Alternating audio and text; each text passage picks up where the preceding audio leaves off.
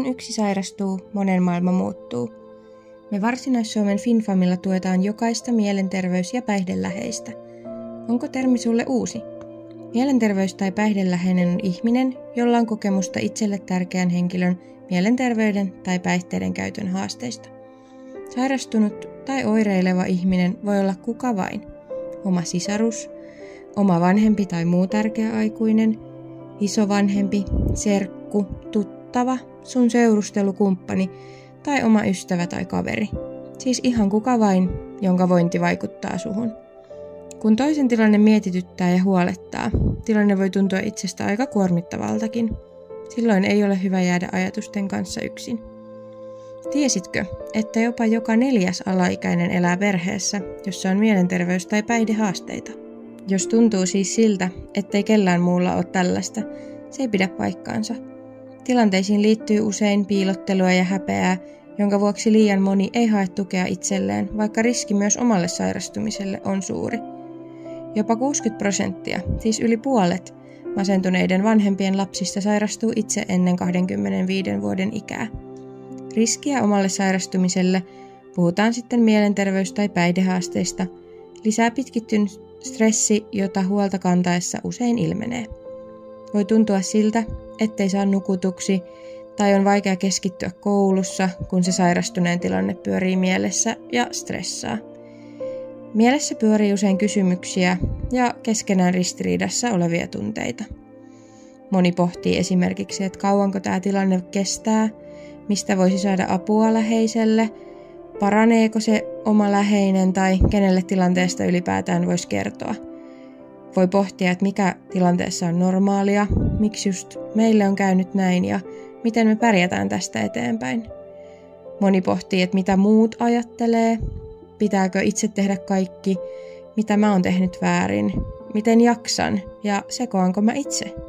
Yleisimpiä tunteita, joita läheisenä tilanteessa käy läpi, on jo mainitun häpeän lisäksi esimerkiksi turhautuminen, välittäminen, rakkaus, syyllisyys, suru, pelko, riittämättömyys, hämmennys ja myös epävarmuus koko tilanteesta. Se, että tunnistaa nämä tunteet, auttaa niiden hallintaan ja käsittelyyn. Onneksi yksin ei tarvitse pärjätä tai osata. Tukea on tarjolla ammattilaisilta ja siltä omalta sairastumiselta suojaavia tekijöitä myös löytyy tosi paljon. Suojaavia tekijöitä, joita voi siis työstää myös yhdessä työntekijän kanssa, on muun muassa myötätunto ja armollisuus itseä kohtaan. Hyvä itsetuntemus suojaa meitä sekä se, että tunnetaan hyväksytyksi tulemista. Myönteiset ja tukea antavat ihmissuhteet suojaavat myös omalta sairastumiselta. Sekä mahdollisuus toteuttaa itseään, ristiriitojen käsittelytaito, optimismi ja toivo tilanteesta huolimatta. Hyvä suhde sairastuneeseen sekä muut hyvät perhesuhteet toimivat suojaavina tekijöinä. Myös perheen ulkopuolinen sosiaalinen verkosto, toimiva ja turvallinen arki, kivat harrastukset, kuulluksi tuleminen ja ihan se, että on mahdollisuus jakaa näitä hämmentäviäkin asioita jonkun toisen henkilön kanssa.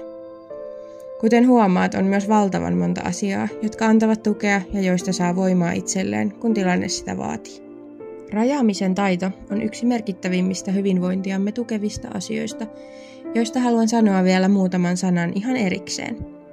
Rajaamisella tarkoitetaan itsestä huolehtimista sen kautta, että tunnistamme oman jaksamisemme rajat ja niin sanotusti pidämme itsemme puolia. Tunnistamme tilanteet, jotka aiheuttavat mielellemme kuormittumista ja osaamme sekä uskallamme pitää kiinni asettamistamme rajoista. Tunnistamme, mitä meiltä voidaan vaatia ja mitä taas ei. Kukaan ei esimerkiksi voi vaatia meitä olemaan yötä päivää tavoitettavissa tai vaatia meitä jättämään itsellemme tärkeitä ja iloa tuottavia juttuja väliin, jotta voisimme vastata toisen tarpeisiin omamme sivuuttaen. Rajojen merkitys usein korostuu suhteessa sairastuneen läheiseen. Voi olla vaikeaa kieltäytyä toisen pyynnöistä, vaikka pyynnön toteuttaminen tuntuisi itsestä jotenkin inhottavalta tai vaikealta. Voi olla, että emme uskalla aiheuttaa toiselle pettymystä tai muuta kielteistä tunnetta, sillä pelkäämme pahentavamme sairautta tai muuten koko tilannetta. Se on aika inhimillistä. On hyvä muistuttaa kuitenkin lempeästi itseään siitä, että meillä jokaisella on oikeus ja ihan velvollisuuskin huolehtia siitä omasta hyvinvoinnista ja jaksamisesta. Omat rajat ovat nimittäin juuri se etäisyys, mikä on ihan välttämätön, jotta voimme tukea toista uupumatta itse.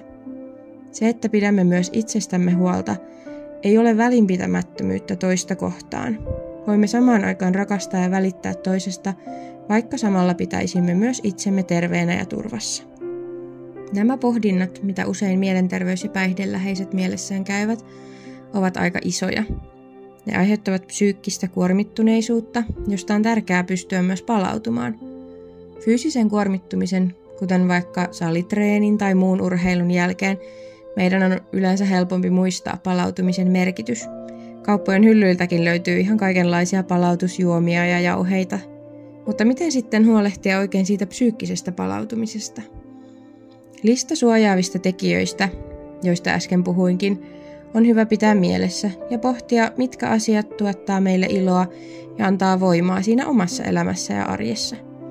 Keiden ihmisten seura, millainen tekeminen tai millainen olisi kaikista palauttavin päivä? Olisiko se hiljaisuutta, pitkät unet, herkkuruokaa vai jotain aktiivista tekemistä, jolloin pääsee kunnolla irtaantumaan ja uppoutumaan johonkin ihan muuhun? Palautumista, voimavaroja, myös sitä toivoa ja näitä omia rajoja voi pohtia FinFamin työntekijän kanssa täysin maksuttomasti ja luottamuksellisesti.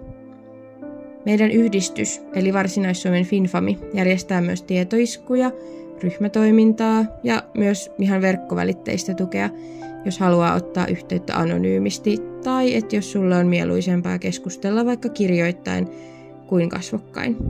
Me ollaan sua varten.